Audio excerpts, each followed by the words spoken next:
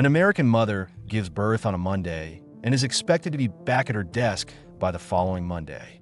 Meanwhile, just a few hundred miles north, a Canadian mother is spending her 18th month at home with her baby, fully paid, fully protected by law, and nobody up there thinks that is even special anymore. Picture this. A woman in Chicago just had a baby.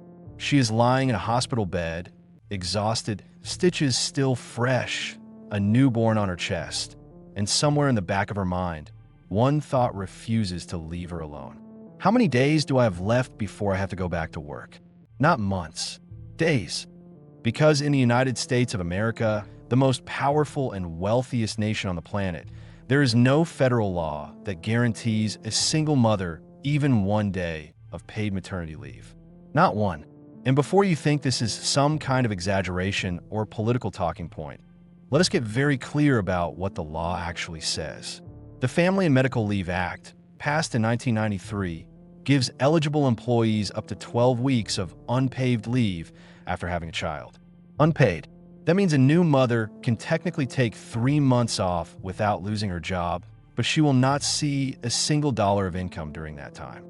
And that is only if she works for a company with 50 or more employees, has been there for at least 12 months, and has logged at least 1,250 hours in the past year. If you do not meet every single one of those conditions, you do not even get the unpaid leave. You get nothing. So in practice, millions of American mothers go back to work within 2 weeks of giving birth. Not because they want to, not because they are healed, not because their baby does not need them, but because the rent is due, the medical bills are already piling up from the delivery, and the refrigerator does not care that you just brought a human being into the world. Now, let us cross the border.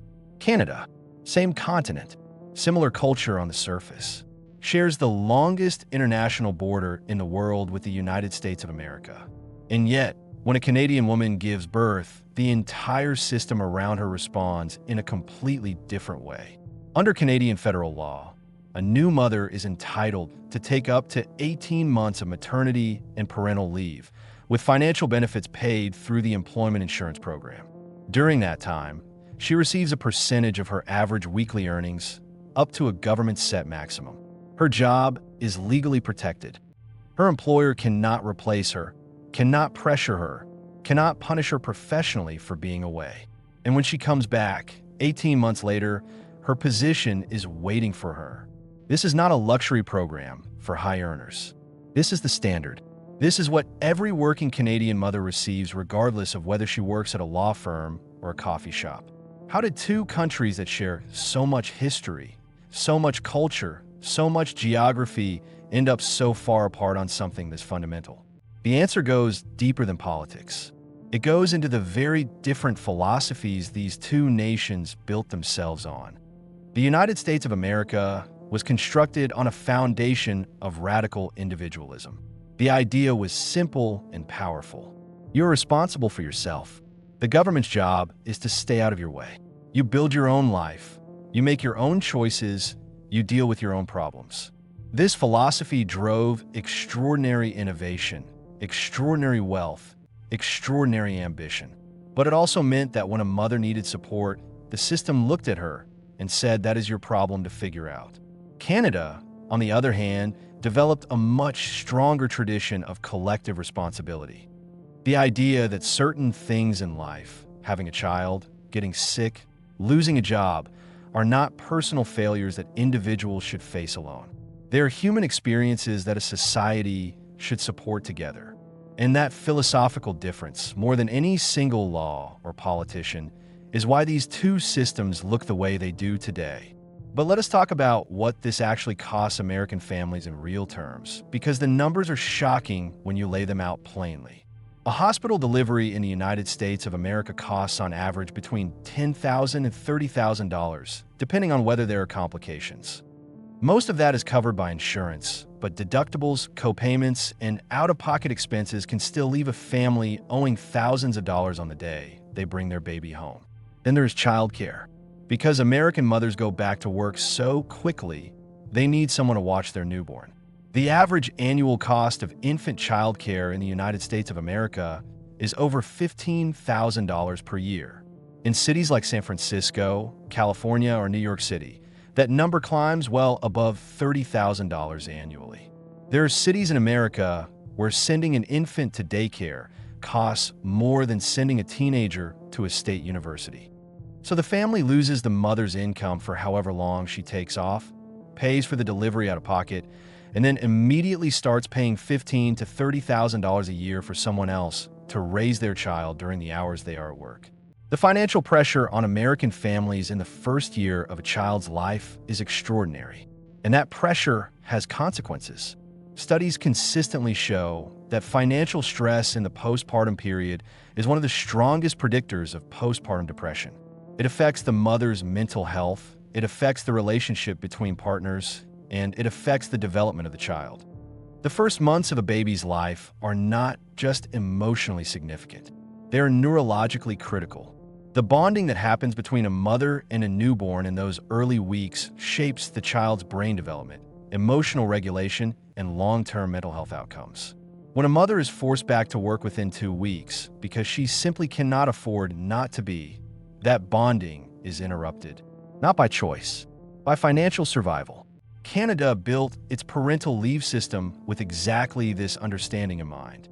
The Canadian government looked at the research, understood what the early months of a child's life mean for long-term development, and decided that the cost of supporting families during that period was not a burden on the economy.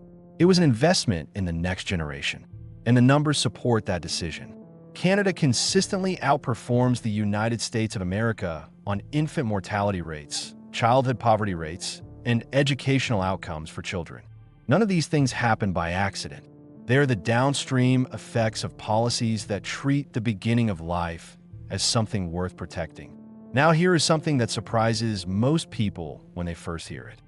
The United States of America is one of only 6 countries in the entire world that does not guarantee paid maternity leave at the federal level. The others on that list are some of the poorest and least developed nations on Earth. Papua New Guinea, the Marshall Islands, Nauru, Palau, Tonga, and the United States of America. Every other country, including every single member of the Organization for Economic Cooperation and Development, every European nation, every developed economy in Asia, and most of South America guarantees some form of paid maternity leave by law. The country that puts a man on the moon, that invented the internet, that produces more billionaires than any other nation in history, is grouped with Pacific Island nations when it comes to protecting new mothers. That is not a political statement. That is just a list. So why has nothing changed? The United States of America has been debating paid family leave for decades. Every few years, a politician introduces a bill. There are hearings, there are speeches, there is outrage on both sides, and then nothing happens. The reason is a combination of powerful business lobbying and a deeply embedded cultural belief that government-mandated benefits are the first step towards socialism. Small business owners argue that being legally required to hold a job open for 18 months would be economically devastating. Large corporations argue that the cost of replacing workers temporarily would reduce hiring. And the political system, which requires broad consensus to pass major legislation, has never been able to overcome that resistance. Canada solved this by funding parental leave through its employment insurance system, meaning the cost is spread across all workers and employers and small premiums paid over time, rather than hitting any single company with a sudden large expense. It is a collective system, and it works precisely because the cost is shared. There is one more layer to this story that almost nobody talks about. The gender wage gap in the United States of America is significantly larger than in Canada. Part of the reason is structural. When mothers are forced back to work almost immediately after giving birth, many of them end up switching to part-time work, taking lower-paying jobs with more flexibility, or leaving the workforce entirely for a period of time. Each of those decisions has a long-term impact on earnings, on career advancement, and on retirement savings. In Canada, because both mothers and fathers can take extended parental leave, the career penalty for having a child is distributed more evenly between both parents. In the United States of America, that penalty falls almost entirely on women. The data is consistent and clear. The lack of paid parental leave in the United States of America is not just a family issue. It is an economic issue, a gender equality issue, and a public health issue all wrapped into one policy failure that has lasted for generations. Some American companies have started offering paid parental leave voluntarily, particularly large technology companies and financial institutions competing for talent. Companies like Google and Microsoft and Goldman Sachs offer generous parental leave packages. But these benefits are available only to workers at elite employers, which represents a tiny fraction of the total workforce. The average American worker, the teacher, the warehouse employee, the nurse, the restaurant manager, does not work for Google. They work for companies that offer the legal minimum, which is nothing. This is not a story about one country being better than another. This is a story about choices. Canada looked at its new mothers and decided they deserve time. The United States of America looked at its new mothers and handed them a clock. Every generation of children that grows up in this gap is a reminder that the wealthiest country in the world chose not to protect its most vulnerable people at their most vulnerable moment. That is the quiet truth behind the border.